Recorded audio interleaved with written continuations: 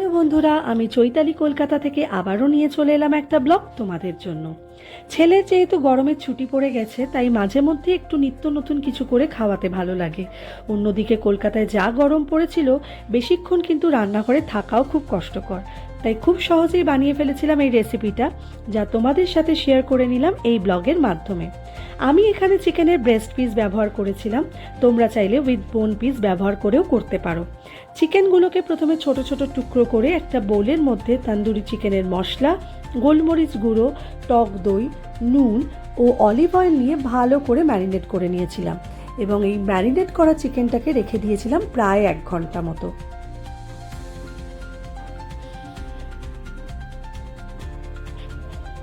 এই রান্নাটা খুব সহজেই অল্প উপকরণেই তৈরি করে ফেলা যায়, তাই তোমরা অনায়াসেই এই রান্নাটা তৈরি করে নিতে পারো। এরপরে আমি লম্বা লম্বা করে ক্যাপসিকাম, পেঁয়াজ এবং টমেটো কুচি করে নিয়েছিলাম। এরপর প্যানের মধ্যে সাদা তেল আর অল্প ঘি গরম করে তাতে ম্যারিনেট করে রাখা চিকেনের টুকরোগুলো দিয়ে ভেজে তুলে রেখেছিলাম। এবং যদি তোমরা কালার চাও তাহলে অল্প পরিমাণ কাশ্মীরি রেড মির্চ তোমরা ইউজ করতে পারো, যেটা আমি এখানে করেছিলাম। আর যদি পারো স্কিপও করতে পারো, তাতে কোনো প্রবলেম নেই। যেহেতু 1 ঘন্টা ম্যারিনেট করে রাখা ছিল, তাই খুব সহজেই চিকেনটা কিন্তু সেদ্ধ হয়ে যাবে।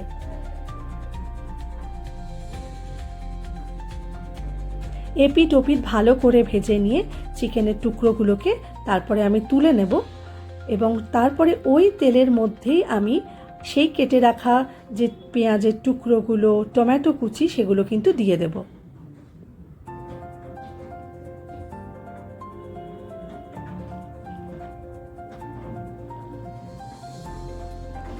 একটু যখন ভাজা ভাজা হয়ে যাবে পেঁয়াজ আর টমেটোটা, তারপরে আমি এর মধ্যে আদা রসুন বাটা দিয়ে দেব। সেটা দিয়ে আমি ভালো করে সেটাকে নাড়তে থাকবো যতক্ষণ না পর্যন্ত কাঁচা গন্ধটা যায়। তারপরে একে একে সমস্ত মশলা, যেমন জিরে গুঁড়ো, ধনে গুঁড়ো, গরম মশলা, তন্দুরি মশলা আর অল্প পরিমাণ কাশ্মীরি রেড মির্চ পাউডার দিয়ে দেব এবং পরিমাণ মতো চিনি আর নুন তখনই কিন্তু ব্যবহার করে নেব।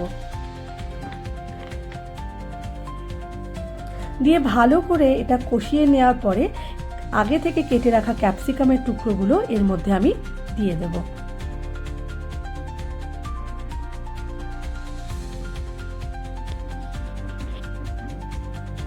দিয়ে পুরো মিশ্রণটাকে আবারও ভালোভাবে নাড়তে থাকবো।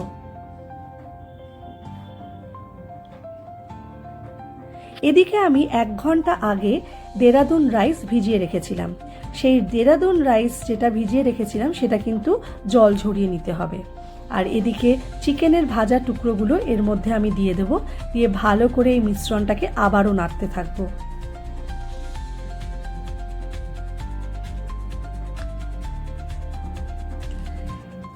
এখানে আমি 2 কাপ চাল ব্যবহার করেছি, তাই এখানে আমি 4 কাপ জল কিন্তু ব্যবহার করব।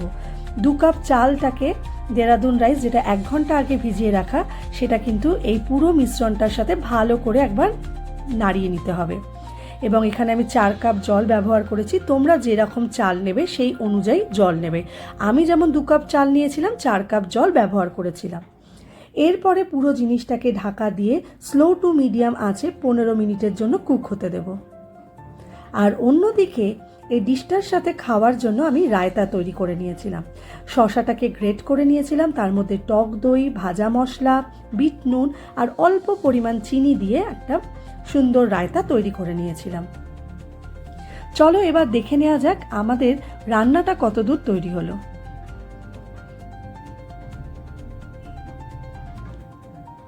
ঢাকা খুলতেই দেখো একদম ঝরঝরে ভাবে এই চিকেন রাইসটা তৈরি হয়ে গেছে। সুন্দরভাবে কোনো দলা পাকিও যায়নি, একদম সুন্দর ঝরঝরে হয়ে গেছে। এবার এটাকে সুন্দর করে ডেকোরেশন করে আমি আমার ছেলেকে দেব খেতে। তার আগে ওপর থেকে একটু চিলি ফ্লেক্স ছড়িয়ে দিয়েছিলাম।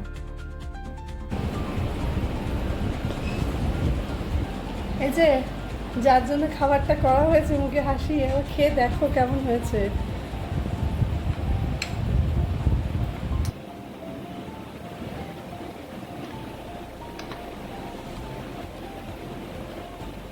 কেমন আছে?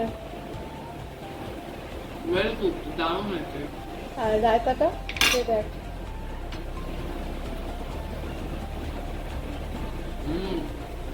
আরো ভালো হয়েছে। ভালো হয়েছে।